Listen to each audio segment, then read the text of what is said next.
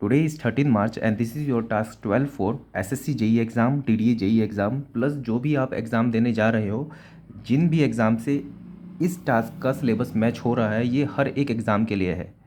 Target क्या है कि आप लोगों की एक कंसिस्टेंट पढ़ाई हो। मैं डेली टास्क आपको दे रहा हूँ, तो आप इन टास्क को कंप्लीट करते हुए अपनी पढ़ाई कर लो और आपकी 8 से 9 से 10 घंटे की पढ़ाई डेली होती रहे। अगर आपकी कंसिस्टेंट और इफ़ेक्टिव स्टडी है डेली, तो आपके लिए डीडीए जेई एसएससी जेई कोई भी एग्ज़ाम क्लियर करना बहुत ही ज़्यादा इजी होगा। शर्त क्या है कि आपकी कंसिस्टेंट स्टडी हो, एक पर्टिकुलर मिनिमम थ्रेशोल्ड की स्टडी हो और तीसरा इफेक्टिव स्टडी हो। ऐसा नहीं होगा कि आप 1-2 घंटे डेली पढ़ लोगे उससे कुछ हो जाएगा। हाँ, अगर वो कंसिस्टेंसी से है तब भी हो जाएगा कुछ, लेकिन उसमें काफ़ी टाइम लग जाएगा। लेकिन अगर आप इतनी पढ़ाई कर रहे हो प्लस कंसिस्टेंसी से कर रहे हो और वो इफेक्टिव भी है, तो आप कोई भी एग्ज़ाम फोड़ सकते हो। अब इफेक्टिव स्टडी कैसे होती है? अब जैसे मान लो आपने सुबह से लेकर शाम तक लाइब्रेरी में बैठे और आपने कोई एक टॉपिक उठाया और उसी के आप क्वेश्चन करते रहे, तो हाँ, कंसिस्टेंट तो हुई वो, 8 घंटे की भी हुई, लेकिन क्या उसे इफेक्टिव में मानेंगे? तो हमारे जो एग्ज़ाम होता है उसके अंदर हर तरह के क्वेश्चन आते हैं, सभी सब्जेक्ट के सभी चैप्टर्स के क्वेश्चन आते हैं। तो आप अगर डेडिकेटेडली सिर्फ एक ही चैप्टर को पूरे, मतलब मैं तब की बात कर रहा हूँ जब आपका पूरा सिलेबस कंप्लीट हो चुका है, तो आप डेडिकेटेडली सिर्फ एक ही चैप्टर पूरा सुबह से लेकर शाम तक पढ़ रहे हो, तो इस तरह से सिलेबस करने में आपको कंप्लीट पूरा साल लग जाएगा। प्लस जब आप एक चैप्टर ख़त्म कर चुके होंगे और जब आप उसके रिवीजन के ऊपर वापस से आओगे, तब तक वो चैप्टर जो होगा वो गायब हो चुका होगा। तो आपको इस तरह से पढ़ाई अपनी डिज़ाइन करनी है ताकि आपका रिवीजन हर चौथे पाँचवें दिन में वापस से हो जाए उस चैप्टर का। तो इसलिए मैंने ये टास्क बनाए हैं आप लोगों के लिए, ताकि आप डेली पढ़ाई करो, इतने घंटे की पढ़ाई करो, कंसिस्टेंटली पढ़ाई करो और इफेक्टिव स्टडी आपकी हो। तो उसके अकॉर्डिंग ही मैं आपको स्केड्यूल दे रहा हूँ। प्लस ऐसा नहीं है आपको सोचना है कि सिर्फ डीडीए जेई के लिए है, ये डीडीए जेई का तो है, ये जो सिलेबस है ये डीडी जेई का है। लेकिन अगर आप एसएससी जेई की भी प्रिपरेशन कर रहे हो, तो आप जीएस, रीजनिंग और टेक्निकल कर सकते हो। अगर आप यूके पीएससी जेई टाइप के एग्ज़ाम की कर रहे हो, तो उसमें इंग्लिश भी आएगा, उसमें तो सभी चीज़ें आएंगी। तो आप इस तरह से जा सकते हो। ऐसा नहीं है कि मैं ऊपर यूके पीएससी जेई या एसएससी जेई लिखूं तो ही आपको इसको फॉलो करना है। आपका मेन एम ये होना चाहिए कि आपकी कंसिस्टेंटली पढ़ाई हो रही है, इफेक्टिव पढ़ाई हो रही है और इतने घंटे की पढ़ाई हो रही है एटलीस्ट। आपका पोटेंशियल इससे ज़्यादा है तो उसको टच करो, आपका पोटेंशियल 12-13 घंटे भी है तो उसको टच करो, लेकिन हर दिन आपका एक मिनिमम थ्रेशोल्ड कंप्लीट होना चाहिए, जो कि 8 घंटे का होना ही चाहिए आपका। अगर आप वर्किंग हो तब भी आप ये देखो कि आपके पास कितने टाइम आपको मिल रहा है। मान लो आपको फ्री टाइम 6 घंटे ही मिल रहा है आपकी जॉब के अलावा, उसके बाद उस 6 घंटे में आप अगर 4 घंटे निकाल पा रहे हो, तो वही आपके लिए सफिशेंट है। उससे ही आपको करना पड़ेगा मैनेज और उसी से ही आपका एग्ज़ाम निकलेगा। थोड़ा टाइम लग जाएगा लेकिन एग्ज़ाम निकल जाएंगे, लेकिन आपको वो कंसिस्टेंटली वो उतना टाइम देना पड़ेगा आपको। ठीक है। तो आज का आपका जो टास्क 12 होगा, पहले क्लियर करना इसलिए ज़रूरी हुआ क्योंकि आप लोग रिक्वेस्ट कर रहे थे मुझसे कि डीडीए जेई, एसएससी जेई या दूसरे एग्ज़ाम की भी मैं इस तरह से ही वीडियो बना दूं, जो कि अभी प्रैक्टिकली इम्पॉसिबल है, जो कि मैंने आपको स्केड्यूल बताया था अपना, उसके अकॉर्डिंग।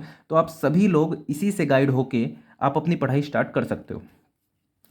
तो आपको क्या करना है, आज आपको टेक्स्ट बुक ऐप में जाके डीडीए जेई, ठीक है, ये वाली टेस्ट सीरीज़ ओपन कर लेनी है। उसके बाद इंग्लिश का आपको सब्जेक्ट टेस्ट 3 देना है। फिर से मैं क्लियर कर दूं आपको कि इसको आपको टेस्ट की तरह नहीं मानना है। आप इसको टेस्ट की तरह दे दो, बहुत अच्छी बात है, लेकिन आपको उससे सीखना है। दो चीज़ें हैं, देखो, एक तो होता है कि आपको कोई टॉपिक आता है और एक टॉपिक नहीं आता है। जैसे सिनोनिम्स, एंटोनिम्स, ये आपको मान लो नहीं आते, तो इसको आप सीखने की तरह लोगे कि आपने जो क्वेश्चन वहाँ पे देखा उसको आपको नहीं पता था और आपने उसको सिनोनिम एंटोनिम याद कर लिया। दूसरे टॉपिक होते हैं, ये टॉपिक जो नहीं आता है, और जो टॉपिक आता है जो कि कॉमन सेंस है या फिर आपने पढ़ा हुआ है। जैसे आपको वर्ड्स जंबल हो रखे हैं ABCD, आपको करेक्ट करना है उनको। तो इसके अंदर कुछ अलग से सीखने की ज़रूरत नहीं है आपको, इसके अंदर तो आपको बस अपना दिमाग लगाना है और आपको सही करना है। तो ये जो है, इसको आपको सॉल्यूशन एकदम से नहीं देखना है, इसका तो सॉल्यूशन आपको खुद से करना होगा, तब आपको देखना है। जबकि सिनोनिम, एंटोनिम्स, इनके अंदर आप दिमाग नहीं लगा सकते, इनको तो आपको याद ही करना पड़ेगा। तो दो तरह के क्वेश्चन आपको देखने को मिलेंगे, आपको इनके लिए नहीं घबराना है, इनको तो याद कर लेना है और इनकी आपको प्रैक्टिस करनी है। ऐसा नहीं है कि जंबल वर्ड आपने एक बार देख लिए और आपने उसका सॉल्यूशन देख लिया तो वही क्वेश्चन आएगा, वो क्वेश्चन नहीं आएगा। आपको अपना दिमाग लगा के ही चीज़ें वहाँ पे जंबल को सही करना पड़ेगा। तो कुछ इस टाइप के टॉपिक होंगे जिनके अंदर आपको दिमाग लगाना है, जिनको आपको प्रैक्टिस करनी है।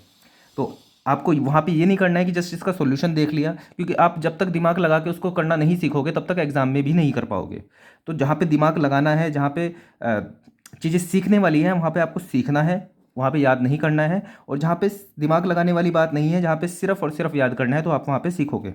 तो टेस्ट को आपको इस तरह से आपको इंटरप्रेट करना है, इस तरह से आपको करना है, आगे बढ़ना है।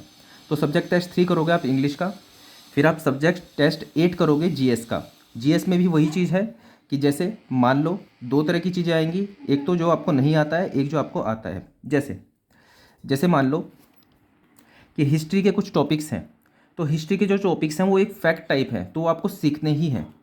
दूसरा कि मान लो पॉलिटी है, पॉलिटी में थोड़ी समझ है कि अगर जो आपने उसको पढ़ लिया, जैसे आपके पास पार्ट्स होता है 1 से लेके 22 तक, ठीक है, उसके अंदर आर्टिकल्स होते हैं 1 से 3, 5 से 12, मतलब इस तरह से होता है, मैं भूल गया हूँ, ठीक है, 12 से 32, मतलब इस तरह से होते हैं।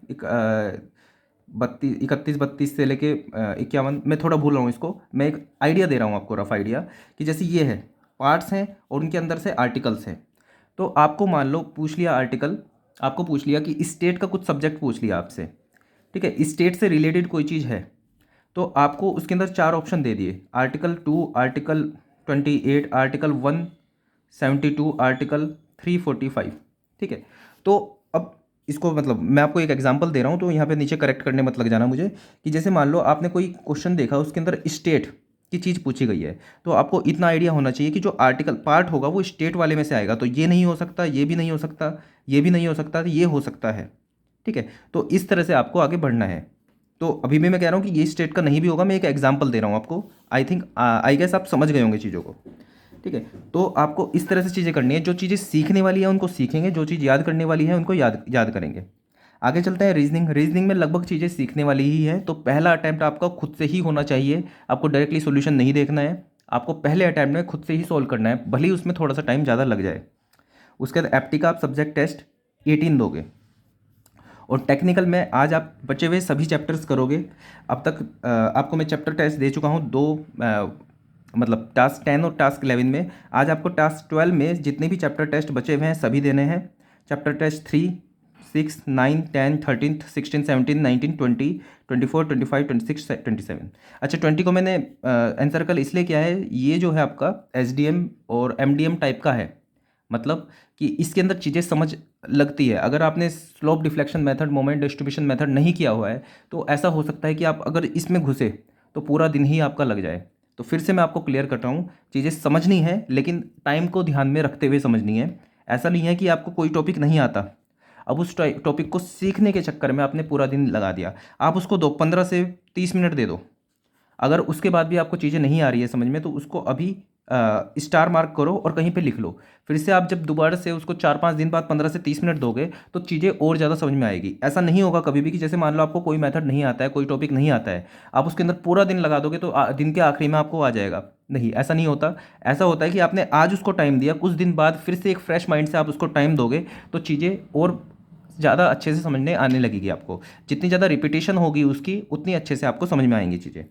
तो आपको ये सब चैप्टर करने हैं, इनके क्वेश्चन अटैम्प्ट करना है। जो क्वेश्चन नहीं आएगा उसको एज अ क्वेश्चन ही आपको, एज अ क्वेश्चन या फिर वन लाइनर की तरह आपको अपनी शॉर्ट नोट्स की कॉपी में रख देना है, ठीक है। 2 चीज़ ऐड और करूँगा मैं, जैसे शॉर्ट नोट्स हैं, शॉर्ट नोट्स फिर से मैं बता दूँ, मॉर्निंग और एट नाइट, सुबह उठते ही आपका जो पहला काम होना चाहिए वो होना चाहिए कि आपकी जो कॉपी रखी होनी चाहिए सिरहाने पे आपके, उसको उठा के आपको एक बार रीड करना है, ठीक है, रिकॉल करनी है चीज़ें। और रात को सोने से पहले ये दोनों टाइम को आपको इस्तेमाल करना है शॉर्ट नोट्स के लिए। प्लस आपने जब ये टेस्ट दे रहे हो आप, तो कई सारे क्वेश्चन आपको नहीं भी आते होंगे, तो आप उन्हें शॉर्ट नोट्स में तो लिख ही रहे हो, प्लस आपको बुक मार्क भी कर लेना है उनको। और बुक मार्क करने के बाद दिन में कोई भी टाइम निकाल के आप बुक मार्क का रख लो टाइम, और उस टाइम पे सिर्फ आप बुक मार्क क्वेश्चन ही देखोगे। उस बुक मार्क क्वेश्चन में इंग्लिश के क्वेश्चन भी होंगे, GS भी होंगे, रीजनिंग, एप्टी और टेक्निकल सभी होंगे। तो मिक्स आपको एक चैप्टर, एक टेस्ट की तरह आपको मिल जाएगा जिसके अंदर मिक्स क्वेश्चन होंगे, तो इससे भी आपकी बहुत अच्छी प्रैक्टिस होने वाली है। तो ये टास्क सिर्फ DDA JEE के लिए नहीं है, हर एक एग्ज़ाम के लिए है। टारगेट इसका ये है कि आपकी 8 घंटे की प्लस की पढ़ाई हो, कंसिस्टेंट पढ़ाई हो और इफेक्टिव पढ़ाई हो। So that's all for this video. I hope आप बहुत अच्छे से पढ़ाई करोगे और इन तीनों पॉइंट का ध्यान रखोगे। Thank you.